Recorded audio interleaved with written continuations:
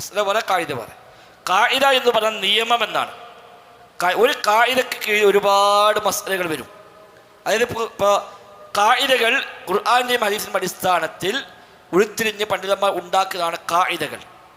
അപ്പോൾ ചിലപ്പോൾ ഒരു കായിദയിൽ 100 മസ്അല, 200 മസ്അല, 1000 മസ്അല വരെ ഒരു കായിദയിൽ വരാം. അപ്പോൾ ഇസ്ലാം പഠിപ്പിച്ച എല്ലാ സംഗതികളും ഇസ്ലാമിൻ്റെ പൊതു തത്വത്തിന് കീഴേ ഉണ്ടാവുള്ളൂ. മഖാസിദു ശരീഅ എന്ന് പറഞ്ഞാൽ ഇസ്ലാമിൻ്റെ അടിസ്ഥാന ലക്ഷ്യങ്ങൾ. അപ്പോൾ ഇസ്ലാമിൽ ഏത് നിയമം വെച്ചാലും അതിൽ ലക്ഷ്യമുണ്ട്. ഈ ലക്ഷ്യങ്ങളെ മൊത്തം നമുക്കൊരു ആകത്തുകയാക്കി എടുത്താൽ ആ ലക്ഷ്യങ്ങളുടെ ഉള്ളിൽ ഉൾക്കൊള്ളുന്ന നിയമങ്ങളെ ഇസ്ലാമിൽ ഉണ്ടാവുകയുള്ളൂ. അപ്പോൾ ഇതിലേക്കെല്ലാം വെളിച്ചം വീശുന്ന പൊതു നിയമങ്ങൾ, അതാണ് കായിദകൾ. പൊതു നിയമങ്ങളാണ് കായിദകൾ. ഉദാഹരണമായിട്ട് പ്രയാസങ്ങൾ വന്നാൽ അത് എളുപ്പത്തെ കൊണ്ടുവരുന്നു. അൽ മശഖത്തു യജ്ലിബു തൈസീർ ഒരു കായിദയാണ്. പ്രതിസന്ധികൾ എളുപ്പത്തെ ഉണ്ടാക്കുന്നു. അപ്പോൾ അത് ഖുർആനും ഹദീസിലും വന്ന ശൈലിയാണത്. അള്ളാഹു നിങ്ങൾക്ക് പ്രയാസം ഉദ്ദേശിക്കുന്നില്ല, അത് എളുപ്പമാണ് ഉദ്ദേശിക്കുന്നത്, അള്ളാഹ് പറഞ്ഞ കാര്യമാണ്. സമാനമായ പല ആയത്തും ഹദീസും കാണാം. അപ്പോൾ ഇത് അള്ളാഹ്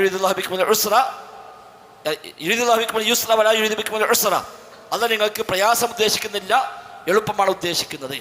അപ്പം ഇതിൻ്റെ കീഴിൽ ഒരുപാട് മസല വരും. പ്രയാസപ്പെട്ട് ഇറങ്ങാനായിക്കൊണ്ട് ദീൻ ചെയ്യേണ്ട കാര്യം. ഇപ്പം നിന്ന് നിസ്കരിക്കാൻ വയ്യ, ഓനെന്ത് ചെയ്യാം? ഇരുന്ന് നിസ്കരിക്കാം. ഇരിക്കാൻ വയ്യ, കിടക്കാം. ഇത് ഏത് കായികയിൽ വരും? പ്രയാസമുണ്ടോ അത് എളുപ്പത്തെ കൊണ്ടുവരുന്നു എന്ന കായികയിൽപ്പെട്ട ഒരു മസലയാണിത്. നോമ്പ് കാലത്ത് യാത്രയിലാണ്, നോമ്പ് വയ്ക്കണ്ട, വേറെ സമയത്ത് നോറ്റ് വിട്ടാൽ മതി, അത് ഇതിൽ വരും. നോമ്പെടുക്കാൻ വയ്യ, നോറ്റ് വിട്ടാലും വയ്യ, മുത്തെടുത്താൽ മതി, അത് ഇതിൽ വരും. അപ്പം ഇസ്ലാമിൽ വന്ന എല്ലാ മസല എടുത്ത് നോക്കുമ്പോഴും ഈ കായികയുടെ കീഴിൽ വരെ കുറേ മസല ഉണ്ടാവും. മസല ഒരു പ്രശ്നം, ഒരു ഇഷ്യൂ. സുആൽ എന്ന വാക്കിനെ മസല, ഒരു വിഷയത്തിൽ വരുന്ന എന്ത് ചെയ്യണം, അതിന് കൊടുക്കുന്ന മറുപടി, അത് മസല. അപ്പോൾ ഇസ്ലാമിൽ പഠിപ്പിച്ച ഒരുപാട് വിഷയങ്ങൾ ഇങ്ങനെ ഒരു 10, 15, 20 കായികകൾക്കുള്ളിൽ കൊണ്ടുവരാം. ഇപ്പം ഖവായിദുൽ ഫിഖ്ഹിയ്യ ഉണ്ട്, അൽ ഖവായിദുൽ ഫിഖ്ഹിയ്യ ഫിഖ്ഹി കായിദകൾ, അൽ ഖവായിദുൽ ഉസൂലിയ്യ ഉസൂലി കായിദകൾ, അൽ ഖവായിദുൽ അഖദീയ്യ അഖീദ കായിദകൾ, എല്ലാത്തിലുമുണ്ട് കായിദകൾ. അപ്പോൾ ഫിഖ്ഹി കായിദകൾ ഒരു 10, 15, 20 കായിദ, ഒരു 30 കായിദ പഠിച്ചു കഴിഞ്ഞാൽ ഫിഖ്ഹിൽ വരുന്ന എല്ലാ വിഷയങ്ങളും എല്ലാ മസലകളും ഈ കായിദക്കുള്ളിലേ വരുള്ളൂ, അല്ലാത്ത വരൂല. സംശയം കൊണ്ട് ഉറപ്പില്ലാതാവുകയില്ല. ഒരു കായിദാണ് അശ്ശക്കു ലാ യുസീദുൽ യഖീൻ. അശ്ശക്കു ലാ യുസീദുൽ യഖീൻ, സംശയം ഉറപ്പിനെ ഇല്ലാതാക്കുകയില്ല. അത് ഇസ്ലാമിൻ്റെ ഒരു അടിസ്ഥാന കായിദയാണ്. ഒരാൾക്ക് വുളൂ ചെയ്തോ എന്ന് ഉറപ്പാണ്, വുളൂ ചെയ്തു, വുളൂ മുറിഞ്ഞോ എന്നൊക്കെ സംശയം. അപ്പം അയാൾക്ക് ഒരു ഉറപ്പുണ്ട്, ഒരു സംശയമുണ്ട്. ഉറപ്പെന്താ? വുളൂ ചെയ്തിട്ടുണ്ട് എന്നാണ്, അതൊരു ഉറപ്പാണ്. സംശയം ചെയ്ത വുളൂ മുറിഞ്ഞോ എന്നാണ്. അപ്പം സംശയത്തിൻ്റെ പേരിൽ ഉറപ്പിനെ ഒഴിവാക്കണോ, ഉറപ്പിൻ്റെ പേരിൽ സംശയത്തെ ഒഴിവാക്കണോ? ഉറപ്പിനെ ഒഴിവാക്കാൻ ഉറപ്പന്നെ വേണം, ഉറപ്പിനെ ഒഴിവാക്കാൻ സംശയം പോരാ. അപ്പം വുളൂ ചെയ്തു എന്ന് ഉറപ്പുണ്ട്, മുറിഞ്ഞോ ഇല്ലെന്ന് സംശയം, മുറിഞ്ഞിട്ടില്ല മനസ്സിലാക്കാം. വുളൂ മുറിഞ്ഞിട്ട് വിചാരിച്ചാൽ മതി, കരുത് സംശയമാണ്. ഈ സംശയം എടുക്കുമ്പോൾ നമ്മൾ ഒഴിവാക്കേണ്ടതാണ്. വുളൂ ചെയ്തപ്പോൾ നമുക്ക് ഉറപ്പാണ് വുളൂ ഉണ്ട് എന്നുള്ളത്. വുളൂ ചെയ്തപ്പോൾ നമുക്കുള്ള ഉറപ്പാണ് എനിക്ക് വുളൂ ഉണ്ട്. ഇനി ആ ഉറപ്പ് മാറ്റിച്ചിട്ട് സംശയത്തിലെടുക്കണം, അത് വേണ്ട. സംശയം മാറ്റിച്ചിട്ട് ഉറപ്പിലെടുക്കാം. വുളൂ എടുത്തിട്ട് ഞാൻ ഉറപ്പാണ്, വുളൂ അല്ല മുറിഞ്ഞിട്ട് ഞാൻ ഉറപ്പാണ്, വുളൂ മുറിഞ്ഞിട്ടില്ല എന്നൊരു ഉറപ്പാണ്. പക്ഷെ വുളൂ ഉണ്ടാക്കിയോ സംശയം, വുളൂ ഉണ്ടാക്കിയോ ഇല്ലെന്ന് ഉറപ്പില്ല. വുളൂക്കാണ് പോയിരുന്നു, ഞാൻ ഭർത്താൻ തടിപ്പെട്ട് ഒതുണ്ടാക്കുന്നതിന് പോന്നോ, എൻ്റെ പനി ഫോണും വന്നു, പിന്നെ ഒതുണ്ടാക്കി എനിക്ക് ഓർമ്മയില്ല, ഒന്നും മുറിഞ്ഞിട്ട് ഞാൻ ഉറപ്പാണ്, എടുത്തക്കണേ പിന്നെ ഒന്നും മുറിഞ്ഞിട്ടില്ല, അത് ഉറപ്പാണ്. പക്ഷെ ഒതുണ്ടാക്കിയില്ല എന്നുള്ളത് ഒരു സംശയമാണ്. അപ്പം അവിടെ ഒതുണ്ടാക്കണ മുമ്പത്തെ അസ്ലം എന്താണ്? ഒതുമില്ല എന്നാണ്.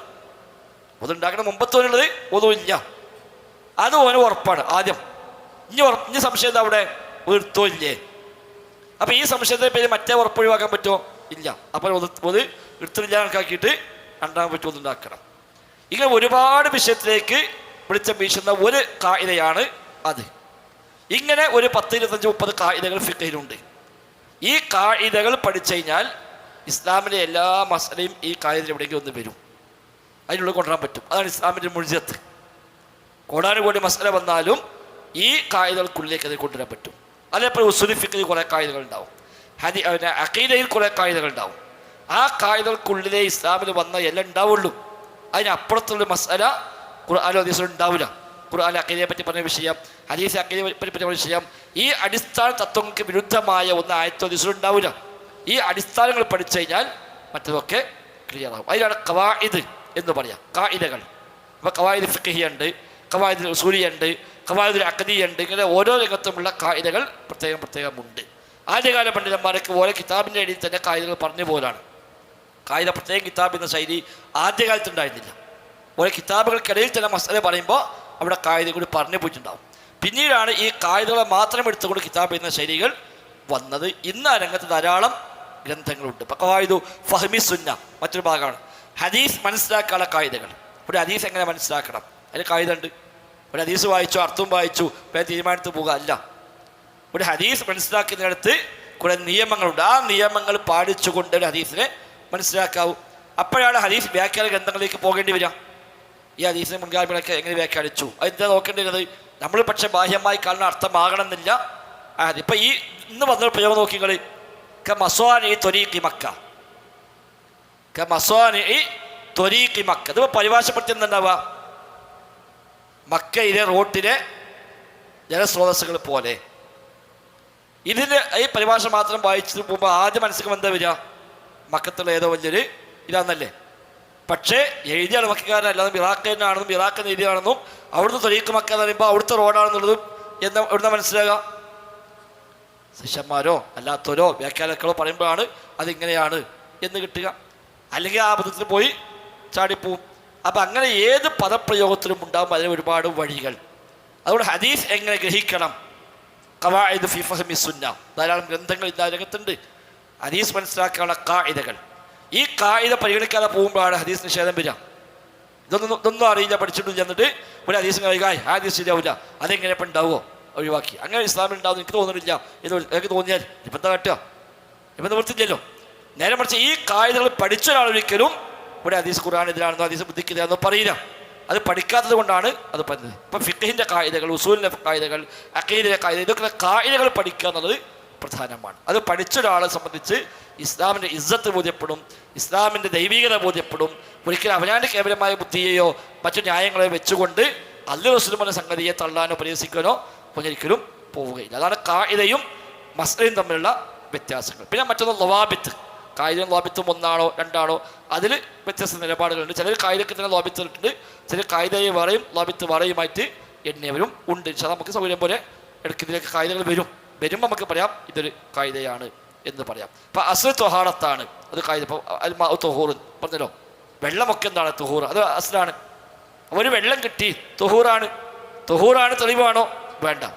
തുഹൂർ അല്ല വധിച്ചാലോ നിറം മാറണം, രുചി മാറണം, അല്ലെങ്കിൽ അതിൻ്റെ സ്മെല്ല് മാറണം. അപ്പോഴേ തുഹൂർ അല്ലാന്ന് കണക്കാക്കുള്ളൂ. അതിനെ നേഴ്സ് ചേർന്നുകൊണ്ടാകണം. അല്ലാത്തതാണെങ്കിൽ അതിലേക്ക് മുമാസിജ് ഉണ്ട്, മുജാബിറുണ്ട്, നമ്മൾ പഠിച്ചു പോയി. അപ്പം അതൊക്കെ നോക്കിയിട്ട് അത് അശുദ്ധമാണല്ലോ തീരുമാനിക്കാൻ പറ്റുള്ളൂ. അസ്ലിയായിട്ടോ വെള്ളമൊക്കെ തുഹൂറാണ്, അത് ഒരു അസ്ലാണ്. ഇതാണ് കായിദകൾ കൊണ്ട് ഉദ്ദേശിക്കുന്നത്.